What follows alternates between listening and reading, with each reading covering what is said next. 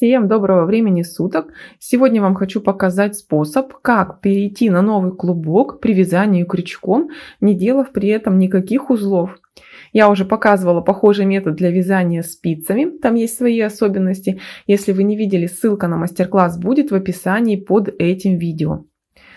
При вязании крючком все происходит немножко по-другому. У нас есть два случая.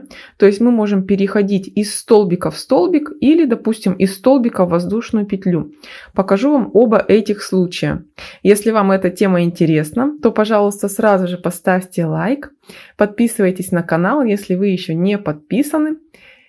И давайте начнем. Посмотрите, допустим, вам нужно перейти из столбика в столбик. Вот я связала столбик до конца. Именно нужно связать этот столбик, чтобы он не был остановлен на середине. Вот у меня остался уже хвост лишний пряжи. Посмотрите, и я полностью вот эту петлю сейчас продергиваю, выдергиваю ниточку. Вот у меня уже закрепился этот столбик. Теперь ввожу новую нить.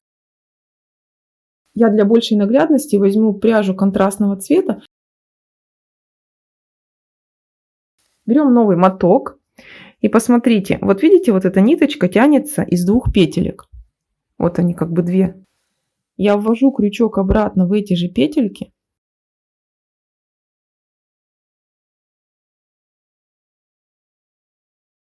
Подхватываю новую рабочую нить и ввожу в эти петельки. Оставляю хвостик.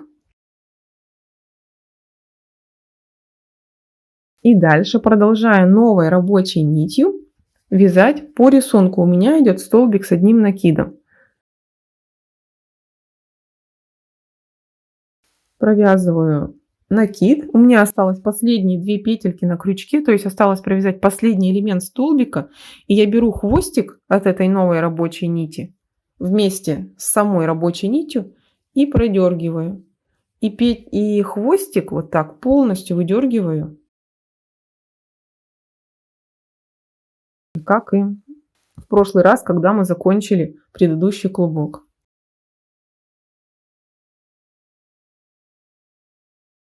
И вот получается здесь вот два хвостика. И соединение будет очень прочным.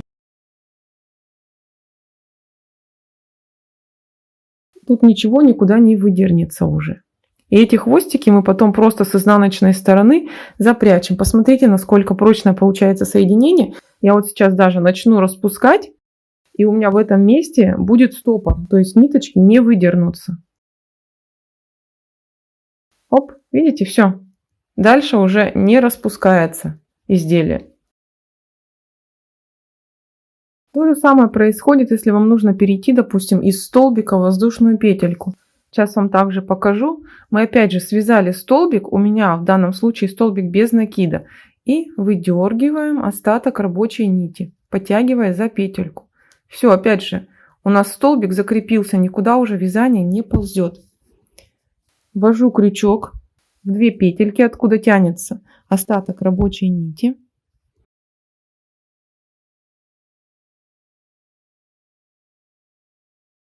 Берем новый моток и протягиваем сквозь эти две петельки. Оставляем хвостик необходимой вам длины, какой вы любите, подлиннее, покороче. И дальше у меня идут воздушные петельки. Так как воздушная петля состоит всего из одного как бы элемента, да, мы просто должны протянуть рабочую нить и все. Поэтому мы сразу же подхватываем рабочую нить и хвостик. И протягиваем. И хвостик выдергиваем.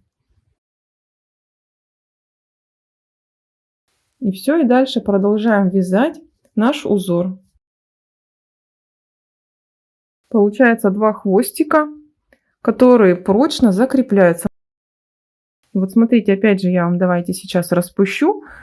И вы поймете, что здесь никакого узла не надо, потому что нитки, они сами по себе закрепляются. Вот сейчас начинаю распуск, и у нас все застопорилась нитка. В реальности у нас останется по изнаночной стороне два хвостика. Они будут, конечно же, одного цвета. И мы их просто при помощи крючочка прячем с изнаночной стороны. Я обычно не оставляю длинные хвостики. Люблю экономить пряжу. Беру крючок маленького размера, и я прячу хвостики в разные стороны, разводя их. Вот здесь вот по воздушной цепочке просто, посмотрите, ввожу крючок в центр воздушной цепочки, прям раздвигая ниточки внутрь петельки, и потихоньку вот так вот провожу хвостик. Затем сверху в эту же воздушную цепочку. И вот таким образом подвожу к столбикам, где уже более проще спрятать остаток рабочей нити. Также подхватываю там пару ниточек столбика и потихоньку вот так вот заматываю вокруг него остаток рабочей ниточки. И никаких узлов нам не придется завязывать.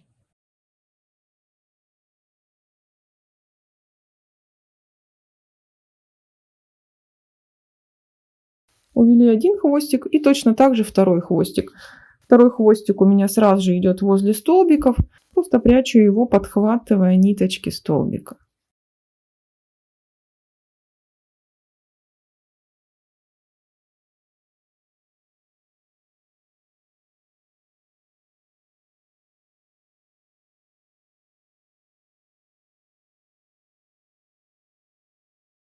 И вот видите, как аккуратненько получается. Вот здесь у меня были присоединены две ниточки. Ну и здесь лишний хвостик я обрежу. Здесь хвостик у меня был сразу же коротенький. И по лицевой стороне. Но абсолютно вы не найдете это место соединения. И можете не бояться, что оно разъедется. Соединение получается прочным. Если вам понравился такой способ, если вы о нем не знали, то еще раз вас прошу, ставьте лайк, подписывайтесь на канал, если еще не подписаны, нажимайте колокольчик, чтобы не пропустить следующие видеоуроки, которые могут быть для вас очень даже полезными. До скорых встреч, всем пока-пока!